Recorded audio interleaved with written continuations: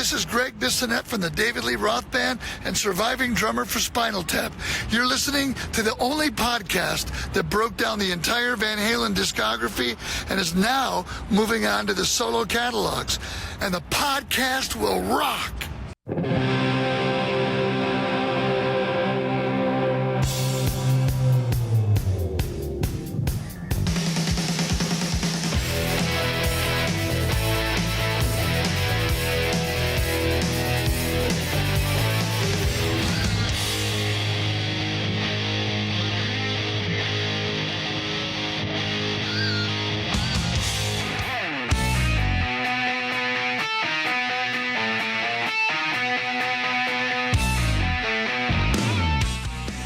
Welcome, one and all for one. You know how it goes. You have joined us for a new edition of And the Podcast Will Rock. Welcome back to the show, everybody. I am, of course, your co-host, Mark Kamire. With me, as always, Corey Morissette.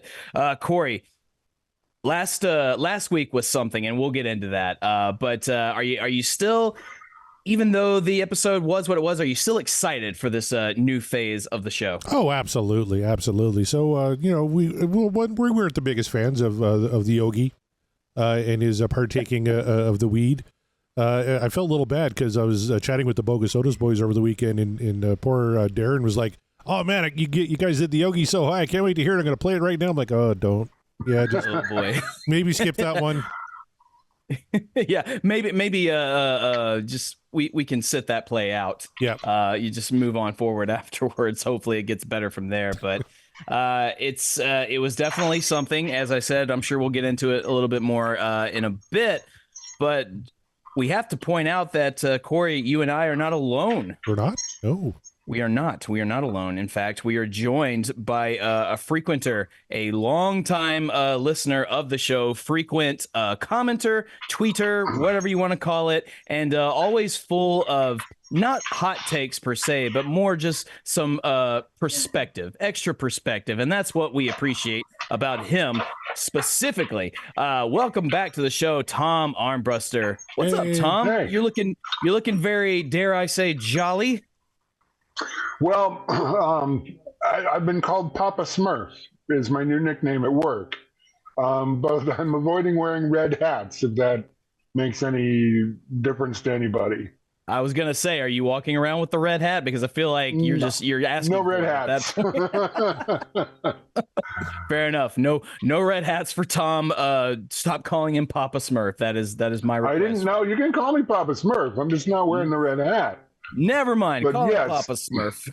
But I have been told they're going to break out the Santa Claus costume for me when the time comes. Perfect. So you would wonderful. do well as a Saint Nick representative. Add it to my list of duties. Other miscellaneous duties as assigned. Covers a lot of ground. One of those duties, of course, is being a frequent corresponder on our show, and it's not so much a written in a contract sort of duty. It's just one that you have taken on yourself, and you seem to not be letting up on it. And we don't want you to, because we appreciate you being part of it, part of this journey. And you've been an OG, so it's nice. It's nice to know that what we're doing still resonates with some people. At the very least, we're entertaining some people, and that they've stuck it out with us so long. So there it is. That beard is a representation of your time with us in this journey. It's like it feels like so long, even though it's only season 4 by our standards. By someone like Kevin Brown, we're in season 86. So right. Welcome back to season 86. Corey, what in the world is going on in the realm of the Van Halen echelon, as it were? Even though we finished the catalog, we're still not done with Van Halen and related things like that. So what is happening in the world of Van Halen news? I'll tell you what, not a lot since we last met, because truth be told, we're actually recording this a few days earlier than we normally do, because one Mr. Kamire is going to go hobnobbing with the celebrities at Dragon Con coming up this weekend. So you got a pretty busy week coming up. So I'm just glad we're able to shoehorn a show in actually at this point. But only a couple of new articles on the Van Halen news desk. One of them, Mike Tramp, the off-maligned lead singer for White Lion, If you listen to Pot of Thunder, you know Chris L, our good friend, not a fan of White Lion at all. But he recalls a little story on the Paltrowcast. Of course, our good friend Darren Paltrowitz had Mike Tramp on and recalled a story about meeting one David Lee Roth and the one-on-one career advice that David Lee Roth gave Mike Tramp. And that advice was, wait, I never had a chance to love you. And then Mike Tramp turned that into a pretty successful White Lion song. No, you'll have to read the article on the Van Halen News Desk. Oh, Mark's a little slow in the upkeep. He just got that one, folks. And then our good friend David Lee Roth did himself a little vacation, according to our good friends at the Van Halen News Desk. They got that officially from the Mojo Dojo. The travel bug has bitten Dave again. He's planning some fun vacations throughout the rest of the year, but it's time to live life right now, he says. So he's probably going to be posting a little less, but something he did post was this little animated video for a track he originally recorded for Your Filthy Little Mouth, but didn't make the LP. It's a song called Mississippi Power. I was listening to it before we jumped on the call here tonight. It's pretty good. Oh, boy. It's like... On the one hand, I'm terrified of it just by the nature of whatever the song is. But then it's called Mississippi Power, and as someone who has deep ties to that state and personal feelings on the matter, and will soon be calling that place home again, for better or for worse, I don't know what to think of it. I did hear a little bit of that snippet you were playing earlier before we recorded, and I think I'm right to worry. But Corey, you seem to enjoy it. Well, I love it when Dave gets a little bluesy. It's got a real bluesy feel. That's really kind of Dave's wheelhouse vocally, especially nowadays. I was listening to some 2015 clips. They pop up on YouTube. Like, here's Van Halen from the Ellen Show, from the reunion tour and all that. Right. You see Dave, and he's got his goofy outfits on, and he's dancing like a weirdo and singing really, really poorly. Whenever he kind of gets into this register, Dave still sounds really good, I think. So, yeah, I was a fan of this one. I'm going to... You haven't spun Your Filthy Little Mouth hardly at all, actually, but I'm going to maybe give it some plays before we actually get it on a wheel here for the show. I would certainly hope with a title like Mississippi Power, it better be bluesy. Otherwise, what are you doing, Dave? But that said, just because it's bluesy don't mean it's the right kind of bluesy. But I don't know. Maybe I'll, if I'm feeling bored one day and just not giving two shits, I'll give that a listen. But until that time, that'll do it for the news. That will do it for the news. Yes, sir.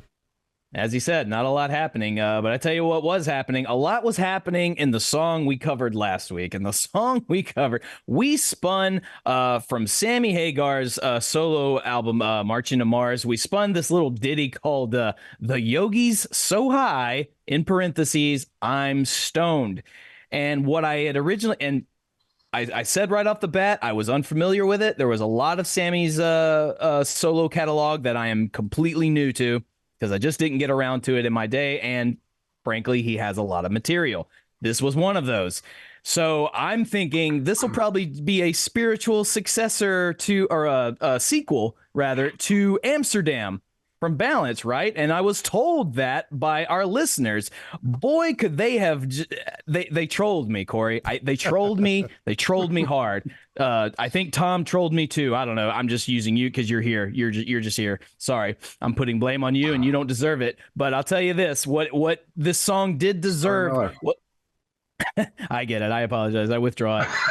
For now, I withdraw it. But what this song did deserve was its score, which was a whopping 64.3% dick in the dirt versus our 35%, a 35.7% just like Paradise. This song I felt had no chance of getting an upvote for the majority upvote. But I tell you, I still think 64% is way too low of a downvote. I think the downvote percentage should have been way higher. Corey, does this scoring surprise you, or is this about what you expected? Well, it actually, the scoring is incomplete, Mark, because we remember this year we also had Facebook. So the total score, you're right. I have the total numbers here. Like you said, it was 15 folks voted yes on Twitter. A whole 2 people voted yes on Facebook. So the total for was 17 on X or Twitter. We had 27 people voting against, another 8 on Facebook. So 35 folks voted against it. So out of 52 total votes, the official numbers Right now, because the poll's still open for 2 days, 33% Yeah. Just Like Paradise, 67% Dick in the Dirt. I'm kind of surprised it's only at 60%, to be honest with you. I know there's a lot of Sammy fans out there, and they're all real happy right now because the Best of All Worlds tour is absolutely killing it. But, musically, it was okay. But lyrically is where this one kind of lost me. Tom, you ended up voting, I hope. Where did you vote on this one? Oh, it's a Dick in the Dirt. I mean, I got the album when it first came out, and I've honestly never liked the song. Just from the first listen, it was just it would ended up being a skipper for me. So it just didn't work for me. I know the guitar riff is sloggy, the lyrics are weird. I pass. Move on. Next one. Well, Tom, he did us a favor on Twitter anyway, with his tweet saying, yeah, as he just said, he says he never liked the song. In all fairness, he didn't like the music or the lyrics, and the vibe is weird. And he even points out, this is what I appreciate. He said, "See, down voters, it's not that hard to explain your position." And I agree. You guys, if you're gonna downvote something, at least let us know why. That was something we struggled with in the first iteration of the show with the Van Halen catalog. So many people would downvote particular songs that we didn't understand why. Like, at least tell us why. And we didn't get a lot of the why. So there you go. I'll speak for the group if you don't mind. We're the nice Van Halen fans. If you downvote something, we'll be nice. We'll go, okay, we get it, rather than starting the flame war that an unmentioned Facebook group will do. It's very true. It's very true. Let it hang out there. Honesty is important. That's right. It is important. And in this case, if you voted for it, we'd like to hear why, because exactly. You're in the minority. But I should mention, Mark, we have our contest going here. We're doing the 3 stars of the week, our 3 favorite comments. You guys really upped your game. I know in week 1, we were able to pick 3, but there's really only 3 really good ones to pick from. But everybody kind of upped their game this week. And it was actually pretty challenging. I had like 5 or 6 in my running, and Mark had a good 3 or 4. But these are the 3 we kind of came with here. All 3, I believe, are on X here. Let's go to the 3rd star of the week. Goes to our good buddy, Sean McGinnity from the Sean Geek and Fast Fred podcast. He wrote a few tweets as he was live listening along at a Robin's Donuts, which all Canadians will understand. He didn't go to Tim Armbruster's. He went to Robin's Donuts. One of his final comments in that Twitter thread was, "And now salting my circumcision is going to be the tagline for our monthly podcast meetings." So he likes to do a podcast get-togethers every month. And salting my circumcision is not going to be a part of that. So that made it as our 3rd star. At our 2nd star, he was on the board last week, too. Our good buddy Brad Gould came away with this little gem. He said, quote, "One of Sammy's worsts. The groove is all right, but a bit repetitive. The lyrics are beyond nonsensical, and the guitar solo sounds like it was played by the aliens who visited Hagar. This song is so bad, I recommend that the season 4 downvote be changed from Dick in the Dirt to Salted My Circumcision." Which I don't know, maybe isn't a bad idea. I could maybe look at doing something like that, but I like I like the idea. We might have to change it the further we go on if Dick in the Dirt just doesn't quite do a downvote justice. But I like where your head's at. That's a very good one to pick. That's right. So that was our 2nd star of the week. At number 1, for the longest time, actually, we were considering our good friend Scott Monroe, because he wrote a little ditty for our good friend. The tiny British bastard. He said, "Kevin Brown is short and his mode is deep. The song is long, but its message is cheap." To which Kevin Brown said, "The sentiment sucks, but the rhyme I'm on board with. My moat depth and stature could be mere pod myth." Incorrect. He does have a moat, and it's not that impressive. But we actually came away with a different number 1. I believe he might be watching us here as we record this. Our old buddy Josh Caldwell at Upper Mids on Twitter. Tweeted this gem. This is my favorite tweet of the week for sure. "It's a palate cleanser for sure, like taking a bong rip off a cat litter box." There you have it. The 3 That's stars the of the one week. right there. That is the one, absolutely. And well done, everybody. We had a lot of really good ones. I know the Borg on YouTube was kind of giving me grief. A Canadian making fun of a British dude when the Queen is on all of our money, and like fair. I get you, but it's certainly not my choice to have that ragged old hag on our money. Now we're gonna have the prince on our money. It's gonna be even worse. But we also have ducks and moose and shit, so we're cool that way. We just have racist plantation owners on our money, so I just say we put Wayne Gretzky on everything. Oh, put the great one on Absolutely. all monies. Yeah. On all monies. All doesn't monies. even matter. It doesn't have to be Canadian money. Just put it on the U.S. because he's still a national treasure down here too. Especially if you're a hockey fan. Sidebar: you made a Tim Hortons joke. They're finally putting a Tim Hortons here in Nashville, and you're moving. Which is great. And I'm moving away from it. But look, I have a feeling that I'm doing myself a favor because they're just gonna Americanize and make it the shitty. Tim Hortons down here. Look. It's the same thing they do with you cannot go to a Dunkin' Donuts anywhere else except the East Coast. If you go to another Dunkin' Donuts that is not on the East Coast, you're going to be severely disappointed by what they've done to it. So I know that they're going to do the same thing to poor Tim Hortons. So my experience going there will just be tainted. So I'm going to wait until I'm actually in your neck of the woods till I go. Well, I don't know if I would do that either because, truth be told, Tim Hortons is shit right now too. Their coffee has gotten so bad, their donuts are stale. They're branching out. They're getting into pizza now. They do a flatbread pizza for crying out loud. Like, stay in your fucking lane. Your coffee and donuts. But then they went soup and sandwich, which is fine. And now they're going into like hot sandwiches and chilies and shit. And then now all of a sudden it's pizza and everything else. It's awful. So they're IHOP now. So I guess they've become IHOP, who, for a brief moment, if you guys recall, IHOP dared to try to rebrand themselves as IHOB, the International House of Burgers, and collectively the world said, fuck that, and they changed their minds. But they still serve gourmet burgers there, and it's very odd. But anyway, I got to try International House of Pancakes when the family and I were in Niagara Falls. Would not recommend. It was not great. I still prefer Denny's. Yeah, just go find a Denny's. If it's not near you, make the road trip. You're better off doing that. So yeah, we went 28 hours away to experience International House of Pancakes and Denny's, and Denny's is still the winner. Denny, yeah, always will win. Sorry, IHOP, you just are not that good. Suck. You never have been. Well, there goes their sponsorship. Fuck. Bummer. I guess we'll wait for the Waffle House one. I prefer it anyway. Okay. So yeah, there you have it, man. You guys came in hot with your hot takes, and we knew we were gonna have a good time with that song or you guys were gonna have a good time with that song in particular because, oh boy, it's a mess. Sammy, not one of your best. Still love you though, still respect you, but maybe if you're that stoned, turn the recorder off. Just turn it off and just jam by yourself and just let it exist in the cosmos, not where we actually have to go back and listen to it.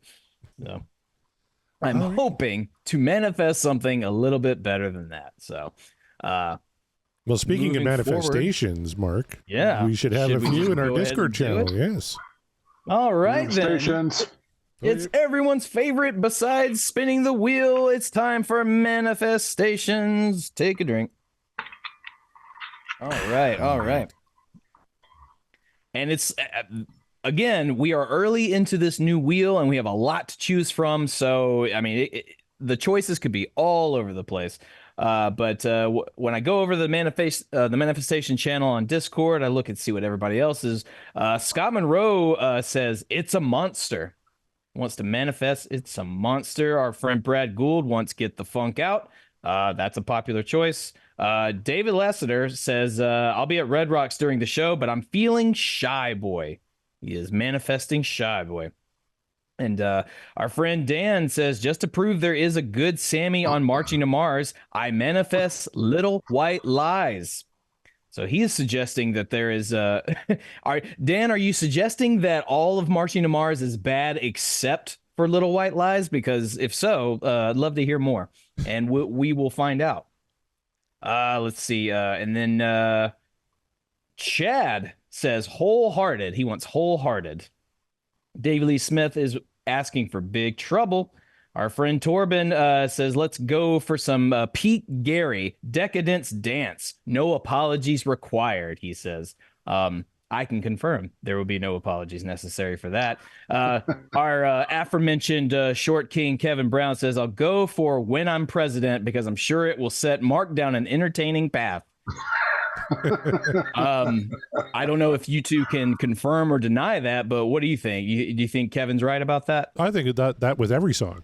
So I'm not sure what specifically about When I'm President is going to set you off, but I mean, I guess we'll find out, won't we? Yeah. Josh says, Lil Jack horny to lift the bar slightly on all the vapid lyrics we've just been subjected to. And he's referring to Sammy Stoner song. So Lil Jack horny. Oh boy. Okay. Dwayne says, would you do it for free? Is that a song on the wheel? Or is he just asking the question? Yeah. Okay, cool. It's on Sammy's. It's another Sammy tune. Okay. Fair enough. Would you do it for free? Oh my God! I already told you. Do I absolutely want to? Do I even want to know what that one's about? Hey, Bootsy Collins plays bass on it, so take that for what you will. The bass line will be good. That's for Jeff Brewer says he's also manifesting Get the Funk Out, and old Chaz Mataz wants Going Crazy because of course the Lord of Chaos does. So now I throw it over to you, Tom. You're on the show with us. You're back here. What do you want to manifest and talk about with the wide array of choices on our wheel? Oh, I don't know. I mean, any of the manifestations are good. I kind of want to do. Let's say I wanted to say That's Life, but is that on this one, or is it on the Skyscraper? Is it That's Life? Yeah, That's Life is on Eat 'em and Smile, yeah. Okay. Yeah, I was going to say. Well, then we'll go there. Smile. All right, cool. Yeah.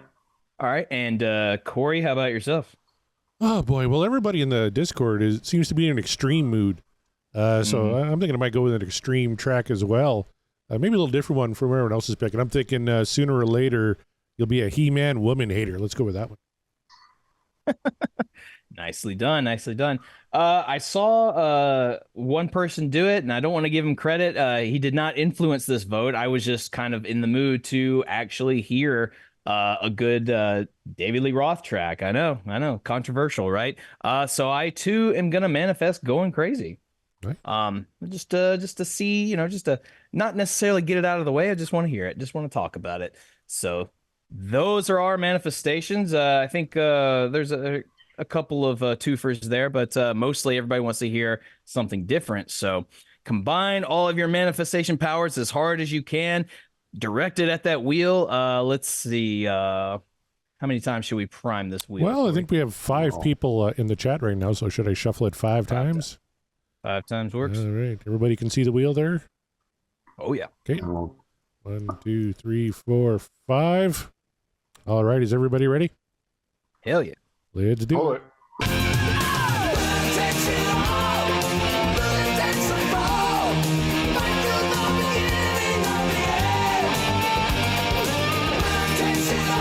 And we're going back to Mammoth WVH. A little track called Don't Back Down. So not manifested this week at all, but another Wolfgang track here. I don't know what you guys think. I was literally just thinking, since everybody picked anything but Mammoth, we were probably going to get a Mammoth. Because the wheel is fickle. Always fickle. It doesn't matter what new paint job we give it or what we put it on there. She's a fickle bitch. It's interesting. I wonder if the Mammoth stuff is going to be our new Van Halen 3, where we like just spin it week after week and like, oh my God, is this going to kill us? The difference being, of course, I like what Mammoth has been putting out, and not so much Van Halen 3. You all already know about that, and if you don't, there's lots of opportunities for you guys to go back and check out those episodes, because we have spent so much time talking about that album, more time than is necessary in my personal opinion. But anyway, we're going to talk about Mammoth. Corey, you're a very big fan of what Wolfgang Van Halen's been doing with Mammoth. How do you feel about this song without showing your hand? I don't think I'm going to be mad at any Wolfie spin this season. I'm a big fan of this record. It was a big surprise for me. I know I picked it up and thought, Kid's got a pretty talented family. Let's see what he can do. And holy cow, kind of blew me away, actually. And I was actually, the first few seasons of this show, what a, pretty accomplished musician he is. Pretty good bass player, great singer. And now, he played, of course, every instrument on this record. I think he kind of considers himself a drummer primarily, and he's got some great drum performances on here, and guitars are obviously absolutely out of this world.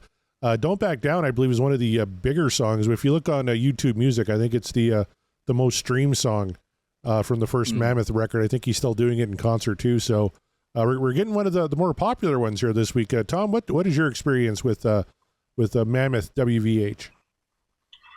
Well, of course, I picked up the CD when it came out, and I remember I put it in the car, and the wife and I were running errands, and she's like, "Who is this guy?" And I'm like, "It's Wolfgang Van Halen." And she's like, "It's a lot heavier than some of the stuff you listen to." And I went, "Yeah, but it's really good." She's like, "Wait, so who?" So I said, "He does the whole thing." He's like, "Wait, what do you mean?" I said, "The drums, he's playing the drums. The harmonies, singing the harmonies." She's like, "He can do that?" I'm like, "Yes, he can do that." He's Eddie Van Halen's kid. He can do whatever he wants. Yeah, this is like a little bit multifaceted. A little bit. Just multifaceted. Yeah, it's amazing. I love that he considers himself more of a drummer, and he plays guitar the way he does. Like, fuck off. And I mean that respectively. Sure. Hell of a bass player too. Absolutely. Oh yeah. So, like I said, anything you listen to on that album that turns your head, you go, "Holy crap, that's him." So it's just makes me want to just not play anymore. Like, right. He's out there doing that. Why am I even bothering? Because it's fun. You do it because you enjoy doing it. Look, these are questions you're asking, the important questions, Tom. As someone who spent years as a would-be musician, believe me, I've had these existential crises questions at a constant basis. And then and I hear things like Mammoth WVH, and I go, he's just doing that whole thing. Like, what am I doing here? What have I been doing? Like, what was the point of any of this? Because I'm not going to be able to put that out. I'm not going to be able to create that. So why do I keep doing it? Am I just a glutton for punishment? And it's like, well, that is sort of the musician's dilemma, isn't it? There's always going to be a better player. There's always going to be someone to aspire to, I guess, not necessarily outdo, but catch up to, perhaps. There's always room for improvement. And then, when it stops being fun, then you just stop. But, and these are things I have to tell myself, mind you. These are self-affirmations, not just me preaching at you. So keep that in mind. All good. All right. Well, if you boys are ready, what do you say? Yeah, this is Don't Back Down from Mammoth WVH.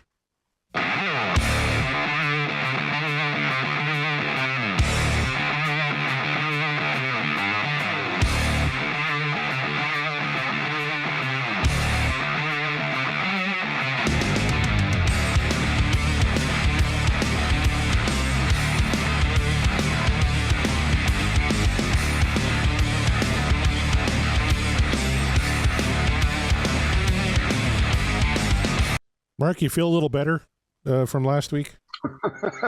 Oh, yeah. Does that kind of scratch your itch a little more? Monumentally. It's like, but I mean, I knew whatever we spun today was probably going to be a breath of fresh air from that stinker that was, the Yogi Stoned album. Apologies to Sammy. Not album, song. Apologies to Sammy, but also no, you should be apologizing to us. But I mean, I already enjoy what Wolfgang does in Mammoth, so I knew right away as soon as we spun a Mammoth song, I was like, oh, okay, cool, we'll be fine. It's going to be just easy listening at this point. And I love this opening riff. I love it. It's very much my style. It's very much something that I would have tried to, attempt to create in my days in the bands. It sounds like something I would listen to just as a casual listener. Wolfie speaks my musical language for the most part. So I'm very, very, I love this riff. It's very cool. How about you, Tom? very crunchy. The bass lays in there, following it nice and tight. And yeah, it's like I almost don't want to stop. I mean, I know, just let it play. I don't even want to talk about it. I just want to hear it. Well, I want to call it our good friend. First of all, Dan Papathopoulos, very, very, hard to impress. His comment was, "I'll be impressed when Wolfie does all the parts simultaneously live in concert." Oh, for God's sake. So yeah, man, there's just no pleasing some people. Papathopoulos. Papathopoulos. That's got to be a shirt. That's the new shirt. It's like Dan is our own impress me bro. You ever see those guys at a rock show that just stand there with their arms crossed looking like impress me bro, make me care about what you're doing up there. The metal elitist fans. It's like Dan's our own version of that, of like, yeah, but impress me bro. And our war cry shall be Papathopoulos. I wish Kevin Brown was here. He's the other the drummer I know that kind of watches along with this here. But Josh, the guitar player, called it out. That kick is awesome. You could tell that Wolfie, I think, considers himself a drummer first, because a lot of love went into the miking of that kick drum. Well, now it makes me wonder, does he do, I wonder if he kind of writes the drum parts simultaneously or before he really starts getting into, the riffage or lyrics or anything like that. I wonder, like, what part of the creative process comes first? And maybe each song is different. Mm-hmm. It tends to be that way sometimes. But I just wonder if he's writing drum parts and he's like, okay, cool. What kind of guitar riffs do I put on top of that? What's going to fit this? So if he's going to play hard and heavy, then he's got to equally put on some hard and heavy riffs on top of it. You know what I mean? I know I will not. I'll keep talking about it. I know he records drums first, because it'd be pretty hard to do the track without doing the drums first. Yeah. But, here's a comment from Jeff Brewer.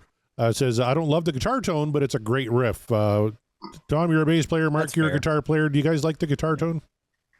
I love the guitar tone. Yeah. He's using the hollow bodies instead of a solid body. I don't think he was using the EVH prototypes that just came out on the first album, but it was definitely a Fender hollow body, and I think it's getting a great tone, and I dig it. Yeah, I think it's fine. It's but I can understand why, like, people like Jeff or like someone would be like, that's not the tone I like. I get it, because it's a preference thing. It's fine. I think for right now, at least with this opening riff and the way it's structured, it sounds fine to me. All right, let's get back to her.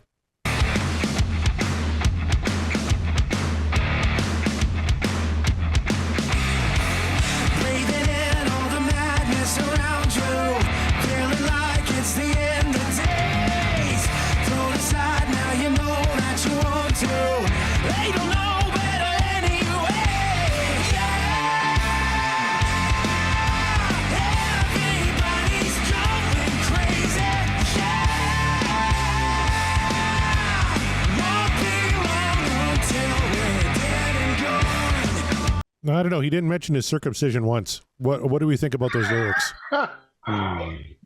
Not once did he. Not once. He didn't mention it. Didn't talk about doing weird shit in the cosmos that has nothing to do with anything whatsoever. No, he's being very clear and very concise. And this song kind of gives me the vibes of a musical era that has gone by. You know what I mean? Like, it's modern, to be sure, but it just kind of gives me a bit of that early 90s, late 80s flair. I could be completely off base there, but how do you feel about it, Corey? I kind of got like a, Foo Fighters, not Foo Fighters, but like that era, like Queens of the Stone Age, maybe kind of vibe to it. I know he was really heavily influenced by bands like that, so you could definitely hear that influence, I think, in tracks like this. But melodically, it's really cool. It's got a nice heavy crunch to it. Lyrically, I really like what he's going for. Take a stand, don't hesitate. That's advice we should all fucking take at some point. It won't be long till we're all dead and gone. That's pretty true too. How about you, Tom? You a fan of what Wolfie's doing here lyrically? Oh, absolutely. And I don't know. I can't think of any words I haven't used already. I like the descending part too, where the guitar kind of tumbles down, if you will, tumbles down those stairs, and the vocal just follows it melody-wise. That's a very cool little thing to throw in there. So yeah, I'm digging it. Awesome. Let's go to the chat real quick here. Josh says Elvis Basket should produce all the records. Well, he did a pretty fucking good job on this one, so I got no qualms there. Dan Papathopoulos says it's certainly a different guitar tone than his dad's, so different than we've studied in the first iteration version of the show. Mark just said definitely more contemporary guitar tone. Yes, very not brown sound, which is fine. Wolfie doesn't have to do what his dad did. Much more contemporary guitar sound, Ultra Bridge, whatever have you, right? I mean, Rage Against the Machine, maybe a little bit, like. Yeah, could you imagine if he did try to do that? Oh, he would be like slaughtered by the critics. More so than he already is. Just like, yeah, more so because they would just be like, okay, well now you're just literally copying. Well, you're just copying your dad, and and he talk about not being. He already can't escape that legacy, just being who he is, and now he's trying to make it on his own merit. And if he used that specific Brown sound, he would be eviscerated for that. Even if what he was writing sounded amazing, sounded awesome, sounded like this, but if he had that tone, no one would let him live that down. And it would be awful. So I don't know if he intentionally didn't go for it, or if it's just, well, I can't do it. That's Dad's thing, and he's like, only he could do that. But I have to imagine, even if he could find that Brown sound, I'm sure he can, he wouldn't want to, because again, he would just be completely not ostracized. He would just be they would tear him apart for it, I think.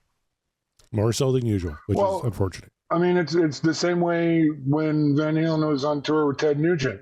And Nugent was like, how do you sound like that? And Eddie's went, well, here, play through my stuff. And it still sounded like Ted. Mm-hmm. So, you can play through the same gear and not sound like somebody. I mean, after all, to skip ahead, of course, on the second Mammoth record, he uses Eddie's Frankenstein to pull out the solo in I can't remember the name of the song. But it was on Shifty's podcast. He went through the solo, and he played it on the Frankie, and it doesn't sound like Ed at all. So, it's out there. Tone in the hands, man. He's his father's son, but it doesn't mean he's got the same tone in his hands. That's what Satch said last week on the show, right? It's all in the hands. Mm-hmm. Back to the chat real quick. Jeff Brewer says he has a strong voice, but I wouldn't mind the tone being browner. So yeah, I think he prefers. I get that. That makes sense. Dan Papathopoulos says someday I'd like to see what a more uniquely Wolfie, less influenced guitar sound would sound like. So maybe as he evolves his sound throughout his recording career, maybe on WVH3 coming out maybe 2025, the way he's talking, maybe his guitar tone will evolve a little bit here. I think maybe it kind of does from 1 to 2, if I remember correctly. I haven't spun 2 in quite a while, but Tom, maybe you can comment on that. I think his guitar tone did evolve a little bit from the first record to the second. Ironically, I did actually listen to the entirety of 2 in the past week. And it wasn't so much the guitar tone, but the drums that sounded a little different to me. But the guitar was fine. I didn't notice anything major between the 2. Gotcha. One last comment here before we go back into it. Scott Everett says critics, meaning Van Halen fans, the actual critics, pretty much love this album. Yeah, and his harshest critics are the Van Halen fans, unfortunately. Well, them, obviously, like the peanut gallery, but I mean like the actual critics too. I think, they love this album because, it sounds good, but specifically it doesn't have the Eddie Brown sound signature. I'm suggesting that if Wolfie did do that, if he did somehow manage to find that Brown sound and play, I think the critics would be less kind to him about it, because they'd be like, well, it's like, well, hey, if you certainly enjoy how Eddie Van Halen sounds, like, you might like the tone of it, although he's going to fail expectations, because now you're just going to expect him to play just like Eddie, and he doesn't. That's just not how it's going to work. So I don't know. All that to say, I'm kind of glad Wolfie isn't using that signature Brown sound, because this suits him much better, I think. All right, let's get back at her.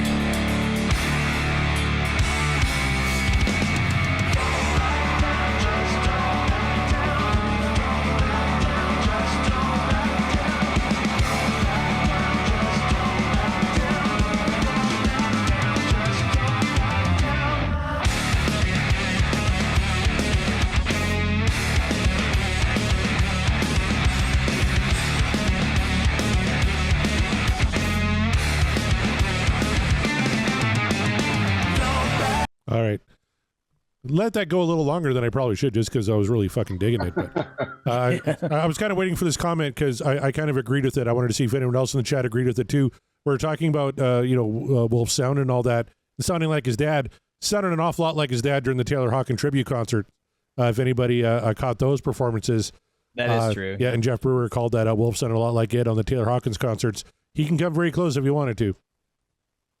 There you go. There you have it. There's the proof that like he absolutely, we can no longer say like maybe he could or what if. It's like, no, he can. He just doesn't. I think he like makes the conscious decision to not do that. And I think he's all the better for it.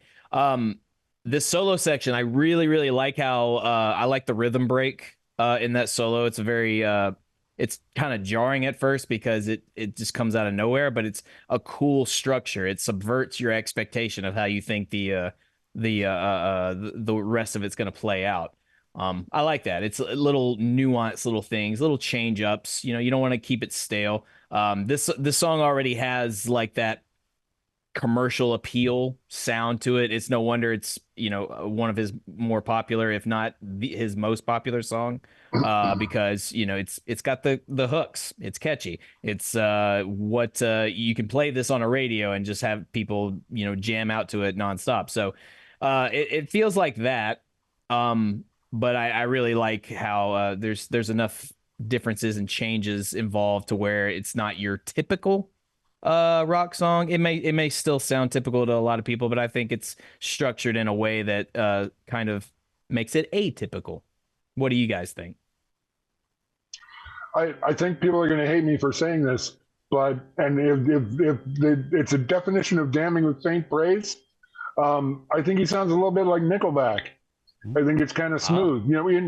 Just in the category that Nickelback has that smooth and, like you were saying, that popular tone that kind of goes down easy with the wider audience. I can hear it.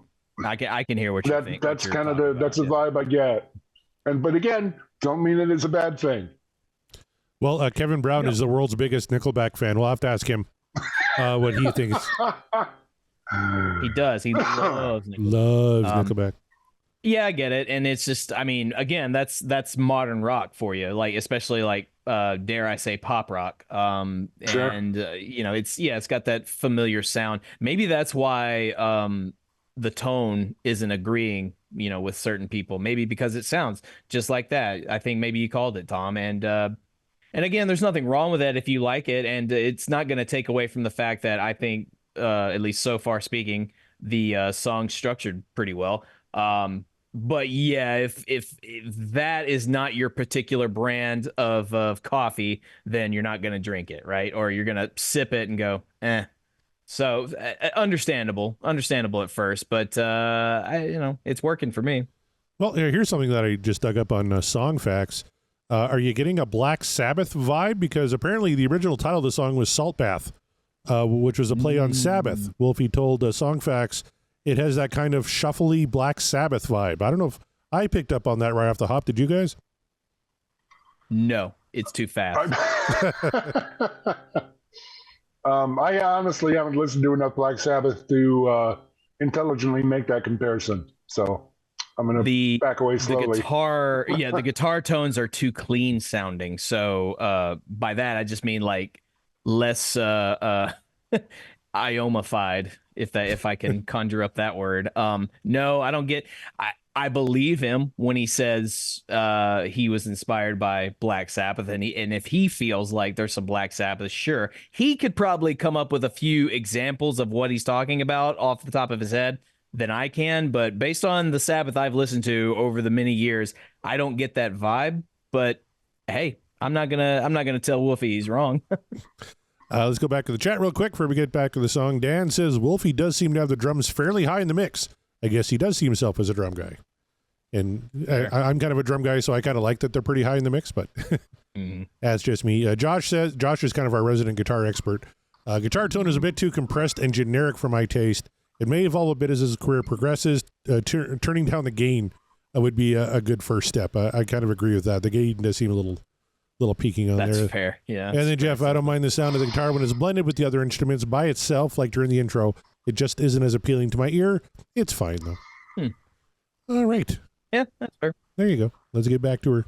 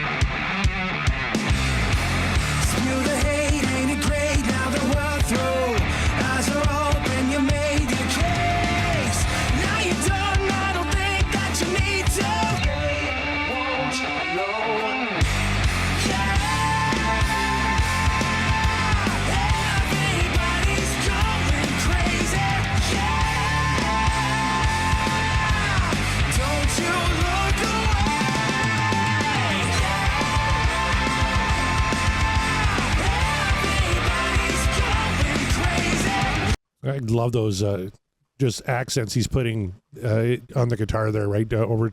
See, this is what our main complaint on the Foo Fighter season of Ultimate Catalog Clash is when things got a little too samey.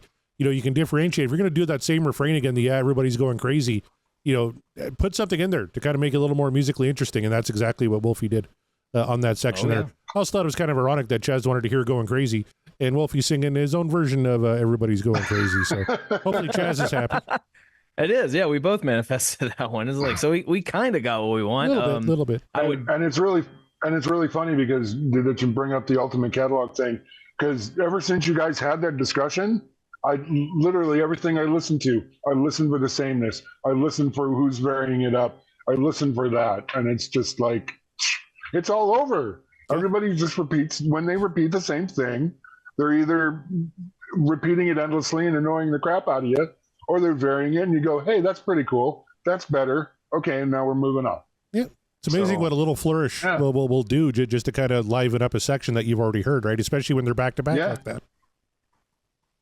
I wonder if that's like part of the producers, or at the fault of the producers sometimes, depending on like the song. I wonder if there some of these tracks that you think sound the same originally did not. And then it's just like the producer going, well, what if we just go back to that and go back to that and instead just do this, the whole thing? Or I don't know. Or maybe the band's just got lazy and like, I don't know what to do here. So just play that riff again. Just do it again. I know in the case of the Foo Fighters, whenever Butch Vig produced an album, that happened a lot less.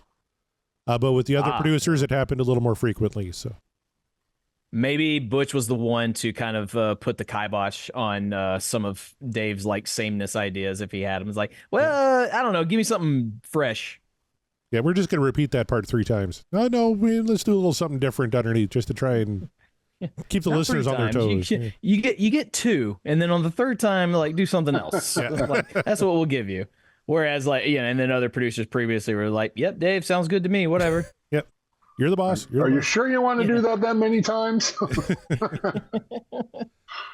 Jeff Brewer, back to the Black Sabbath comment, says Black Sabbath is a little too Neanderthalish than this. Neanderthal.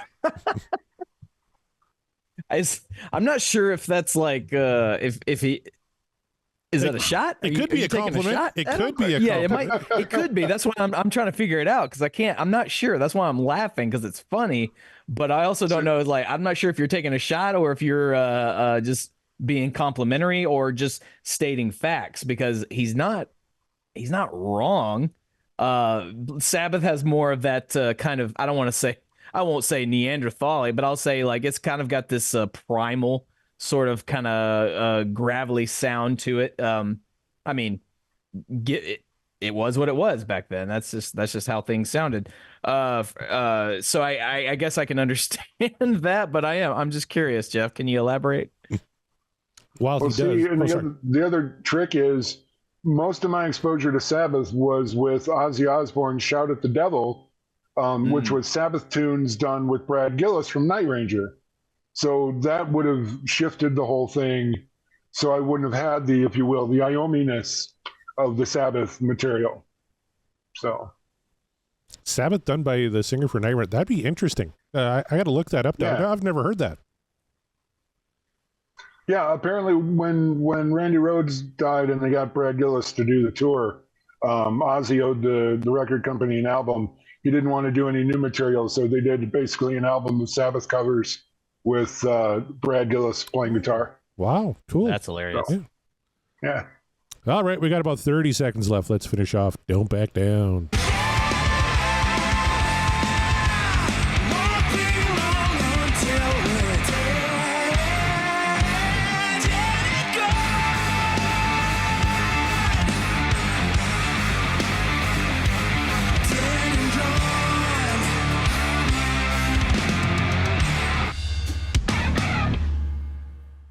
Proper concert ending. Absolutely.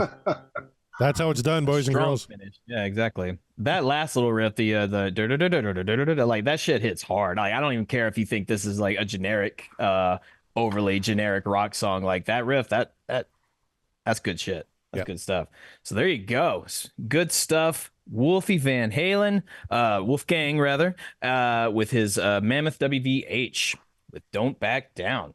I mean, there's that we've said a lot about it, and there's so much more to say. But before we do that, we got to get our individual takes on it. So, Tom, you're a reoccurring guest, but a guest nonetheless. So you're up first. So it's all on you. All the pressure's on you. Which way is he gonna go? Would you consider Wolfie WV or I'm sorry, Mammoth WVH's "Don't Back Down" to be just like Paradise, or is it a dick in the dirt?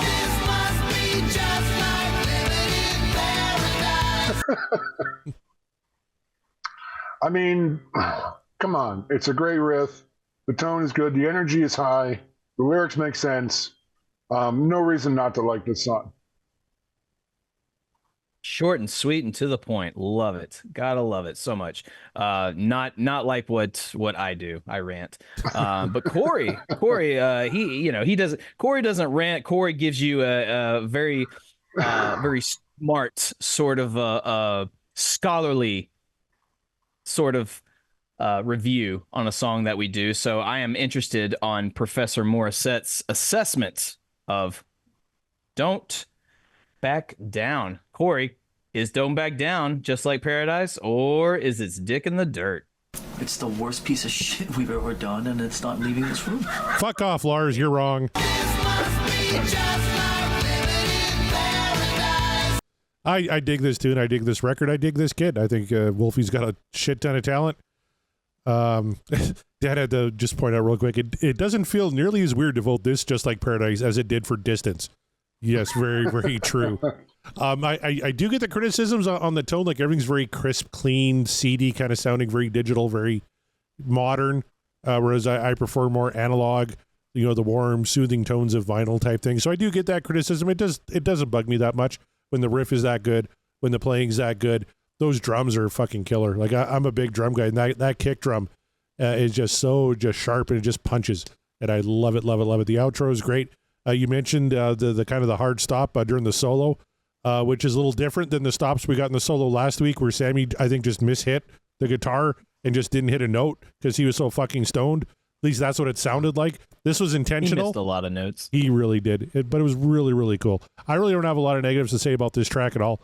Lyrically, it worked for me. I think Wolfie sings the fuck out of it. Sounds great. 2 very big thumbs up for me. So Mark Meyer, that's 2 for 2. Are you going to be the contrarian yet again, or will this be just like Paradise for you, sir?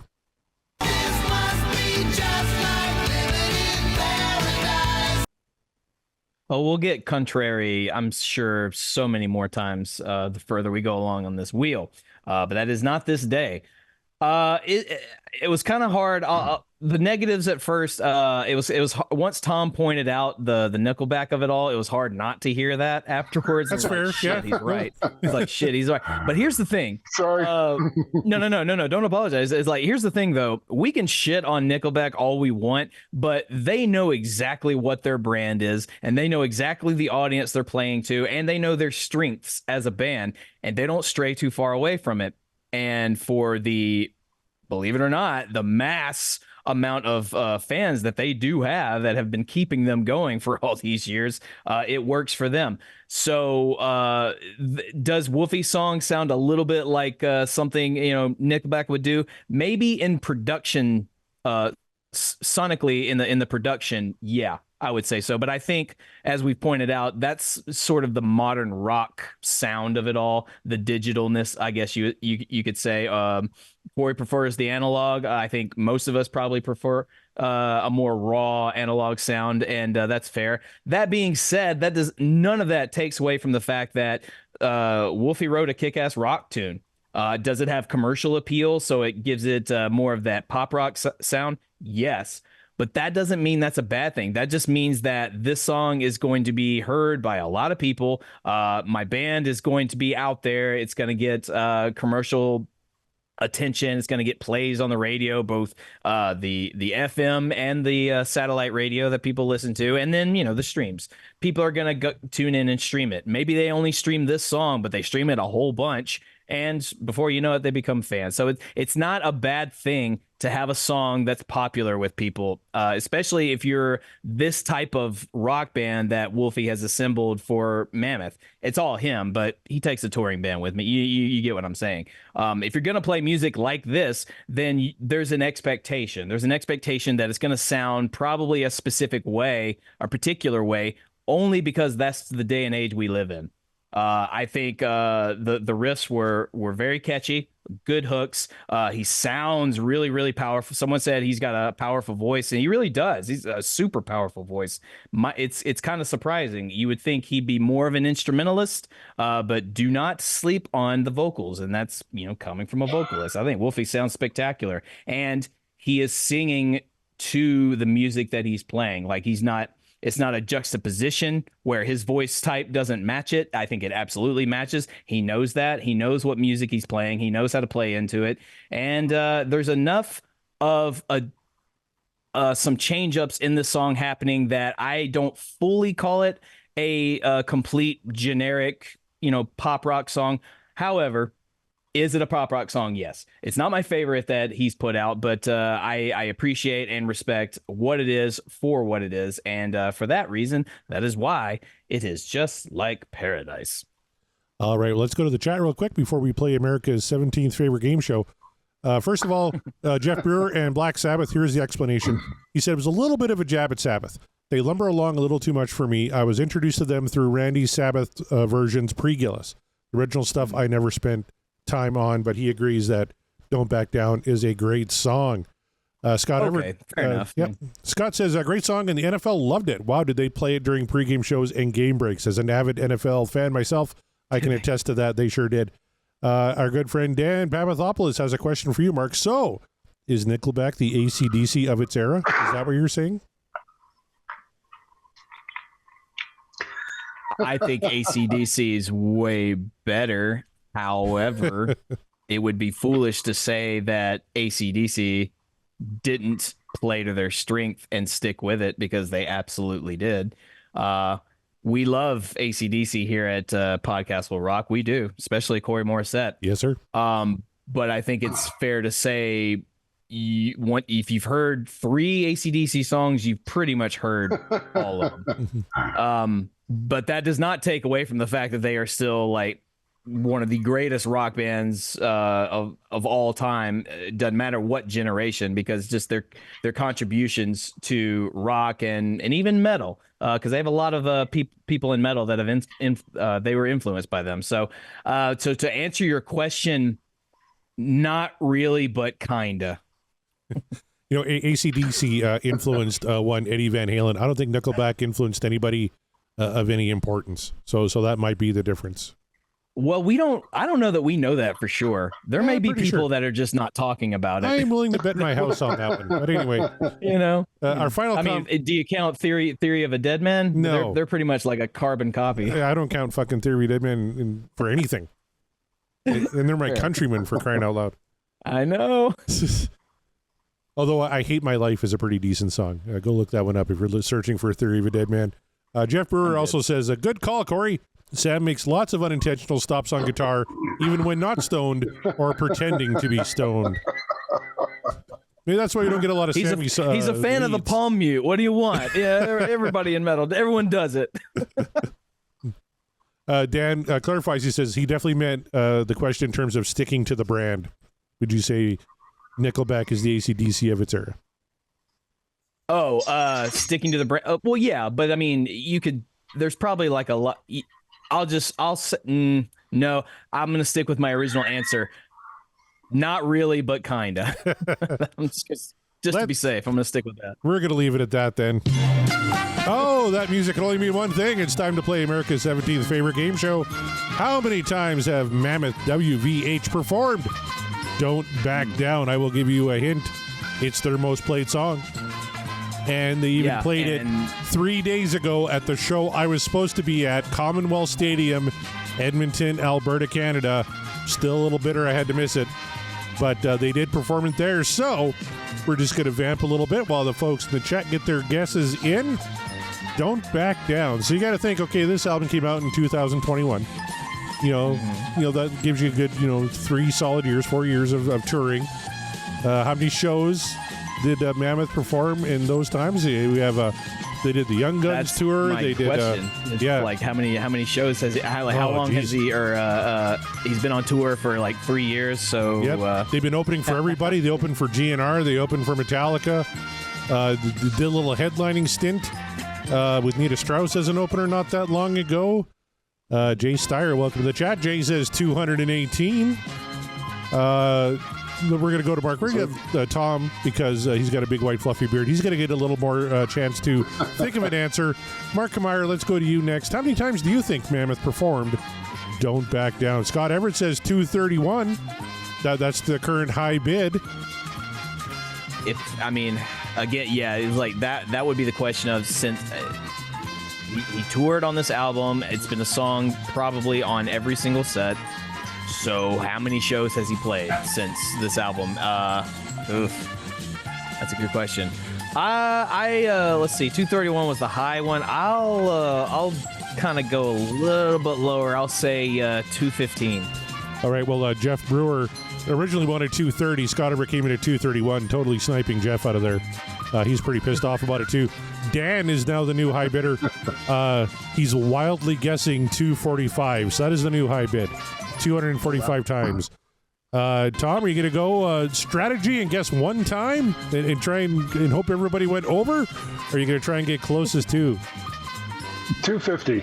250. Of course, this is on the honor system because you motherfuckers don't win a damn thing if you get it right. So I don't know why you're trying so hard.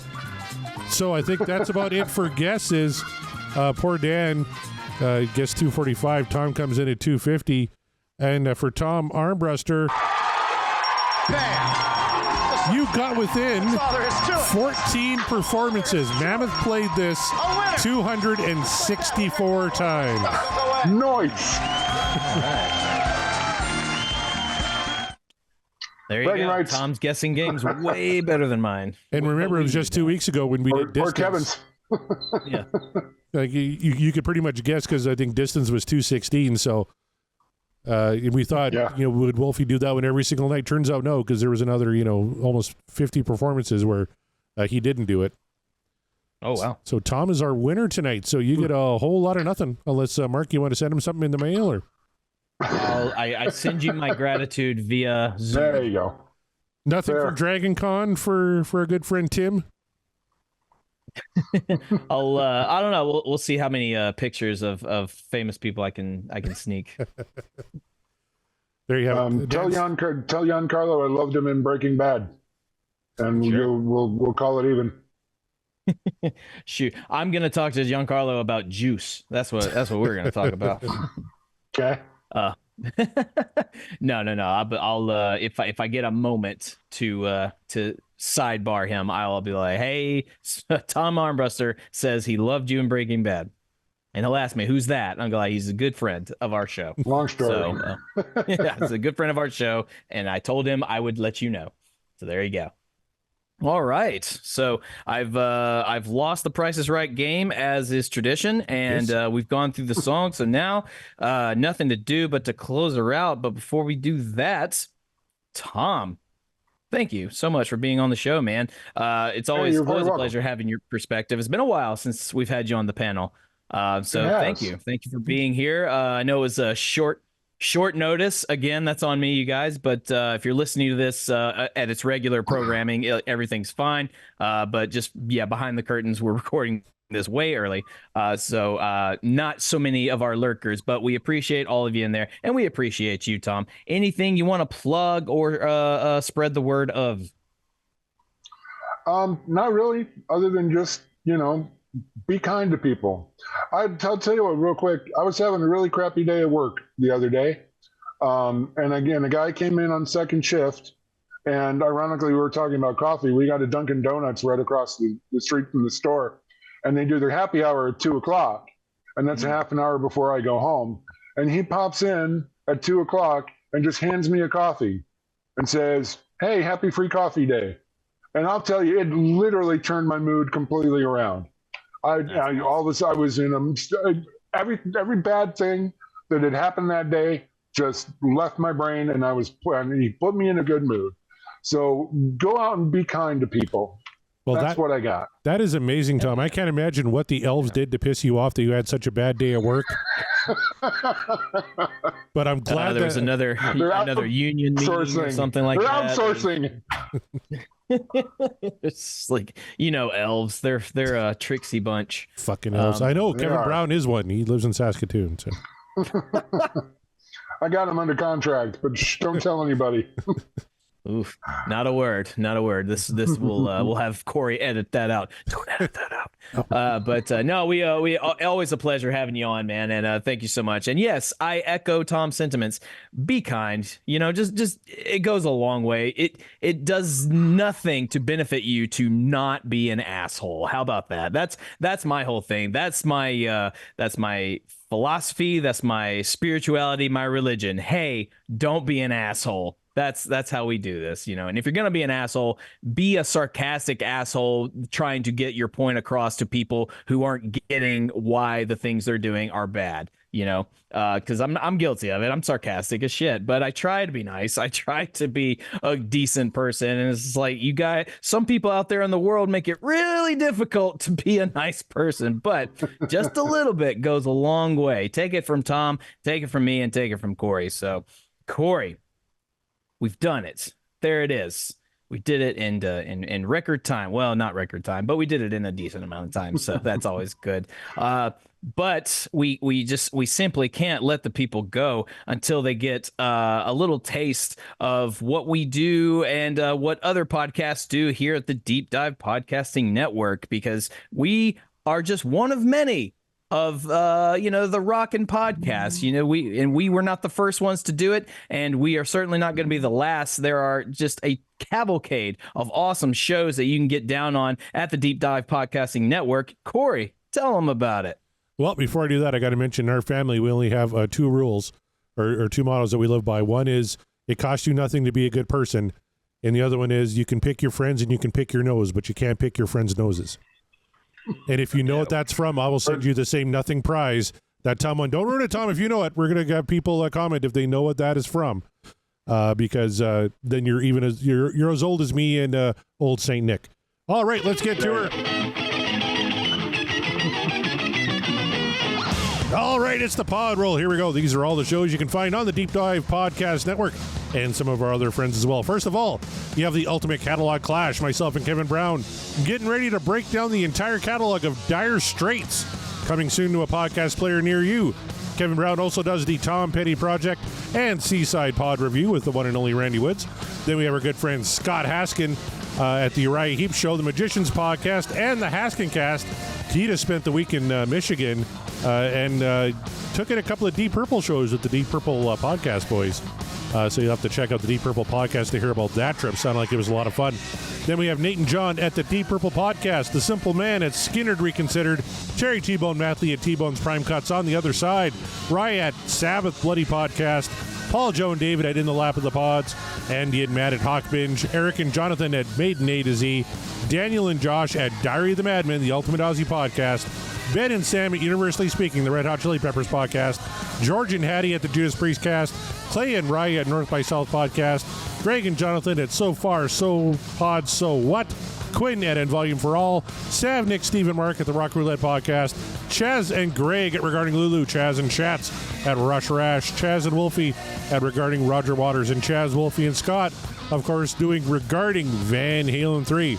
Then we have the Rewind to 1984 podcast, the Sean Geek and Fast Fred podcast, the DLR cast, the Bogus Oda Show, Booked on Rock with the legendary Eric Senich, You're All Doomed, a Friday the 13th podcast, Spinning the Wheel podcast, Dissect That Film, Three's Company 2, a rewatch podcast, the Nerf Herder Council, Talking Into Infinity, and the one and only Pod of Thunder, the recognized symbol of excellence in rock and roll podcasting. This week, I haven't listened to it yet, but it's a Steven Seagal tune that they spun. So go check that out. Oh no! No. Yeah. if nothing else, go check that show out just to hear what the boys are going to say about it. Did I say? I'm sure they are going to tear that thing to shreds, and rightfully so. But yeah, that's exciting. Can't wait to tune in for that myself.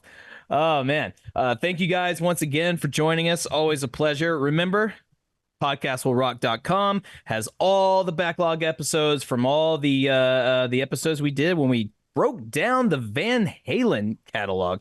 They're all there, every single show. You can also find a link to all of our social medias, including the merch store as well. Get yourself a shirt or a tank. It's still warm out there. I know it's starting to cool down in some areas. It's still August, and that baffles me, but it's happening. But still, get yourself a tank. It's still hot in some places, and you're going to need that tank, and it helps us out a little bit.